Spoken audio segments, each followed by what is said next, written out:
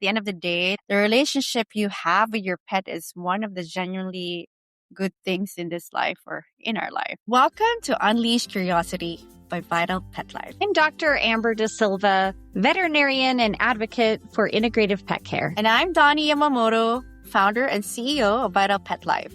We're so glad you're here. This is a space where curiosity, compassion, and science converge, where we explore the powerful mind-body connection that supports your pet's health and your own. Each week, we'll dive deep into the world of pet wellness, breaking down myths, exploring ingredients, and learning from expert voices across the industry. From nutrition and sustainability to transparency and advocacy, we're here to help you feel more confident, connected, and informed in your care choices. Let's get into it. Because when we know better, we do better. This is Unleash Curiosity. Your dog has been sleeping in your bed for years. And according to a new piece in the New York Times, that might be making you sick, stealing your sleep, and exposing you to parasites you didn't even know were there. Well, welcome to Unleash Curiosity. I'm Donie, and I have Dr. Amber with me today to find out what the science actually says. And I'll say this up front, health risk in a research study and health risk in a wellness article are not necessarily the same thing. One describes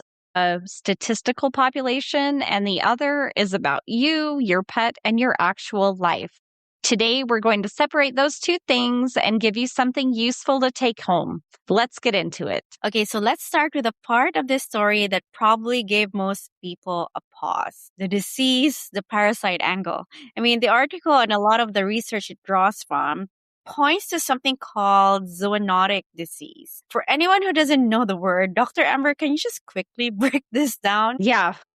So zoonotic means that a disease can pass from animals to humans. It's a really broad category when you talk about zoonotic disease, from really minor to serious. So no matter how minor or serious it is, zoonotic means just that it passes from animals to humans. Right. And then the research that gets cited a lot on this article, it was a 2022 study of Utrecht University, published in a journal called Pathogens, where researchers actually tested dogs and cats whose owners let them share the bed. They were looking for parasites, bacteria, things like salmonella and campylobacter.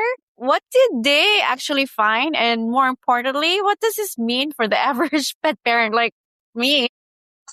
Yeah. The study did find presence of pathogens and a pathogen is something that could make an animal or a human sick. So the study did find presence of some pathogens in healthy pets. So that confirms that sharing a bed does increase the exposure compared to not sharing. But the increased exposure is not the same as you will definitely get sick. So in healthy adults with healthy pets on routine parasite prevention, the actual transmission rate is very low. So that means healthy animals, and for that matter, healthy humans, can carry disease without being sick and without passing it along.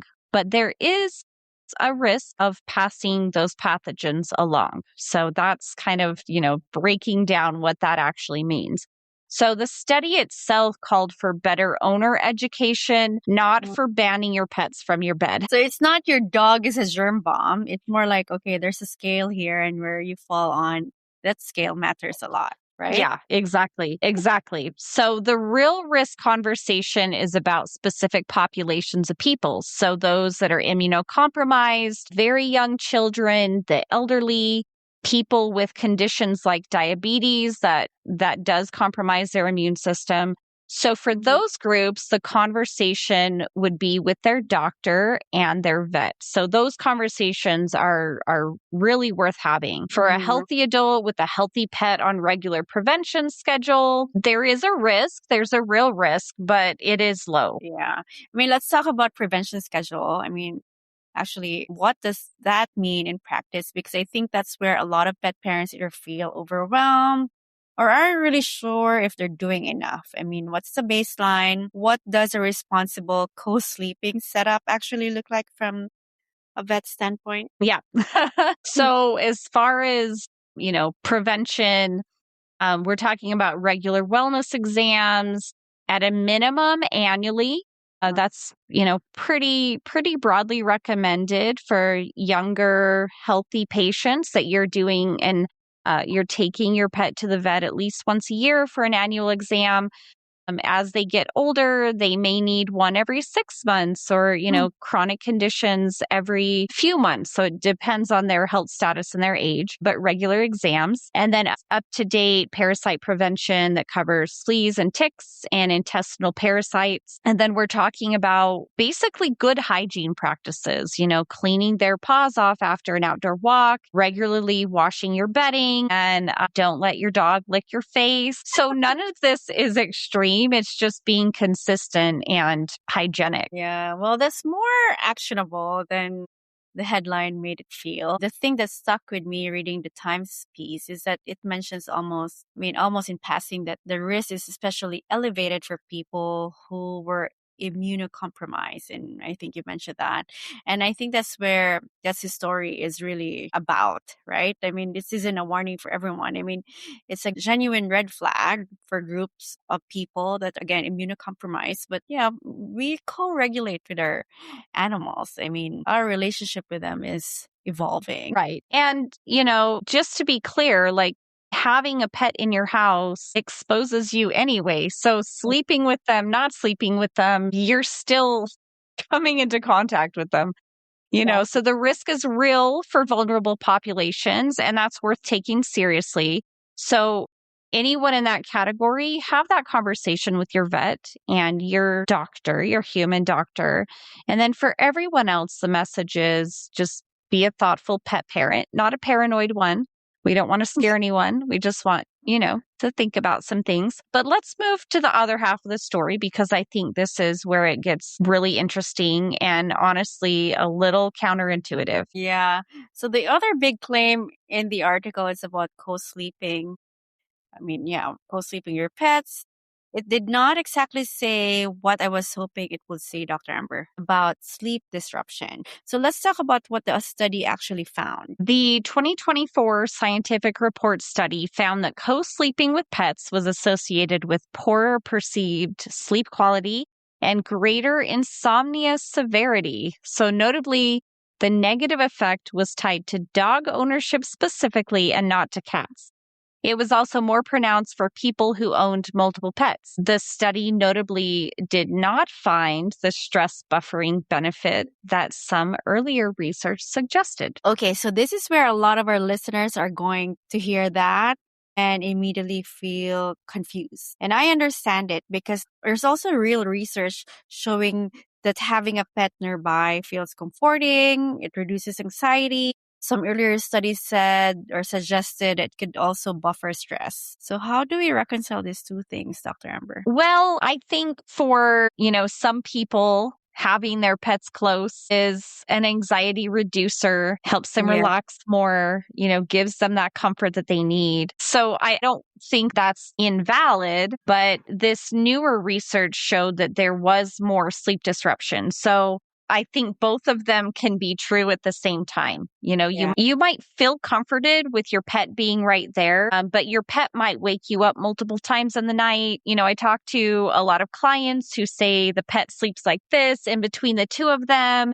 And, like the pet maybe tosses and turns, or they're licking their paws, or they're scratching and their collar's jingling. I mean, I've heard countless number of stories about that, and so even if we don't realize, even if we want our pets there and we think that it's comforting, it may be disrupting our sleep more than we actually know. Yeah, that's actually true, because I myself, in our household, like that's the normal. I'm one of those like pet parent that wakes up in the middle of the night sometimes when someone licks or pukes or like coughs, So that's true, but I think it just outweighs for me having them next to me. They're sleeps like a baby, and they're also like I think it's just like they're days. It's not every day, but yeah, again, it's a compromise. Yeah. And I don't sleep with my pets. And part of that is because I have a husband that doesn't want to sleep with dogs, and that's totally fine. But also, like, I really love my sleep. Oh. So I don't want any distractions. I even recently bought a sleep mask to like block out all the little tiny lights, light from the hallway and all of that. So I just like a peaceful, like no distraction sleep. I mean, to be fair though, like they're both sleeping in our bed, but I let them choose. Like there are times that Tuxedo just want to sleep in the bed, especially like, and then Martin really likes to sleep next to me. I think he's used to being next to a pack and where he's packed. But Yeah. Tuxedo, like he can do whatever he wants, but Tuxie's mostly in the bed, and then he wakes us up when he's hungry. So he's like our alarm clock. Like I'm like, oh gosh, Here's your alarm clock. Yeah. this is 6 now, Yeah. and yeah. Well, before I got married, I had a little Pekingese, and that was when I was in vet school, and I wanted her to sleep in my bed with me. And she would stay up there for like a few minutes, and then she would jump off the bed. She never liked to sleep up in the bed with me anyway. So, she would be fine, like in my room, laying in her dog bed right next to my bed, but she did not want to spend any time up in the bed with me. So I just never really got used to having a pet in my bed. Yeah. Well, yeah, again, it's a compromise and it's really up to you guys. Yeah. So if someone is listening to this and they genuinely feel like their sleep has been off and they go sleep with their dog, and especially if they have more than one dog, what would you actually recommend for them to try? Well, I think I would do a trial, do a few days without your pet in the bed.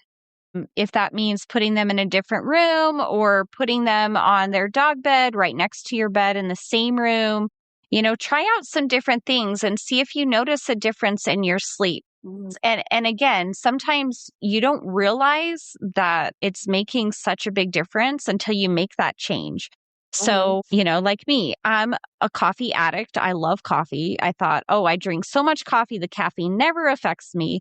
And then I went on a coffee fast where I was having just 1 cup of coffee in the morning and not having my afternoon coffee. And I could not believe how much better my sleep was when all of these years I had been saying that caffeine isn't affecting me. So just using that example as try different scenarios. Try your pet, in a bed next to you on the floor. Try your pet, my dog sleeps in the laundry room. She's happy to do it. She walks in there at night and puts herself to bed. She is very comfortable there. So it's not a stressful situation for her. So try out some different things and see how you feel. Oh, I love the framing because, again, at the end of the day, the relationship you have with your pet is one of the genuinely good things in this life or in our life. We're not here to take that away from you. We're just here to help to make it better or smarter, I guess. Right.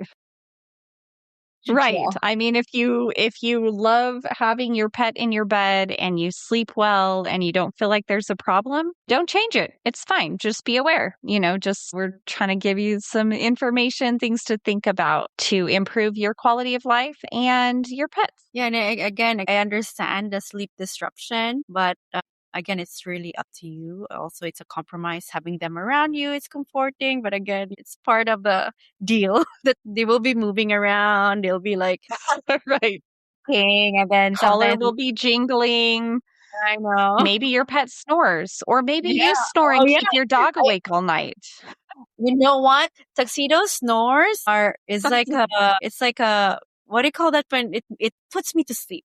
Like when he's snoring, I'm like, oh, all right. So we have covered a lot today. Who's actually at risk and what you do about it. Yeah.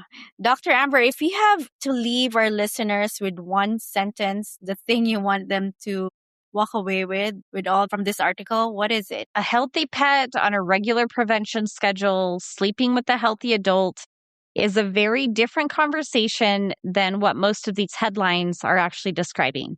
So know your pet's health and know your own. That's true. Well, the bond that you have with your animal is not a liability. It is genuinely one of the healthiest things in your life. The science on that is just as real as anything we've talked about today. So we're just here to help you hold both things at once. And if this episode made you realize it's been a while since your dog or cat had a wellness visit, take that as your sign. That one appointment does more for co-sleeping safety than anything else on the list. Well, and if today's episode was useful, the best thing you can do is to share it with another pet parent, send it to your group chat, your dog mom friend, the person in your life whose cat runs their household, and they'll thank you for it. Thanks for joining us today on Unleashed Curiosity. Always a great conversation, and thanks everyone for listening to Unleashed Curiosity. We'll see you next time.